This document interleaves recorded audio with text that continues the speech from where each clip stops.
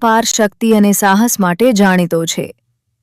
મહાભારતમાં ભીમ માત્ર બળવાન જ નહોતો, પરંતુ તે ન્યાય અને સત્ય માટે લડનાર સચ્ચો વીર હતો. ભીમની શક્તિ એટલી પ્રચંડ હતી કે મોટા મોટા રાક્ષસો અને દુશ્મનો પણ તેની સામે થરથર કાંપતા. તેણે બકાસુર જેવા દૈત્યોને હરાવ્યા અને પાંડવોને અનેક સંકટોમાંથી બચાવ્યા. પરંતુ મિત્રો, ભીમની સાચી મહાનતા માત્ર તેની શક્તિમાં નહોતી, તેની અંદર રહેલી ભક્તિ અને સમર્પણમાં હતી. ભીમ ઘણી વખત ગર્વ અનુભવતો, પરંતુ ભગવાન કૃષ્ણ એ તેને સમજાવ્યું કે માત્ર બળ પૂરતું નથી. સાચી શક્તિ નમ્રતા, સમજદારી અને ભગવાન પર વિશ્વાસમાં છે.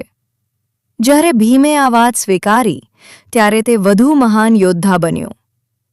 કુરુક્ષેત્રના યુદ્ધમાં ભીમે પોતાની શક્તિથી અનેક દુશ્મનોને હરાવ્યા, પરંતુ દરેક જીત પાછળ કૃષ્ણનું માર્ગદર્શન અને આશીર્વાદ હતો.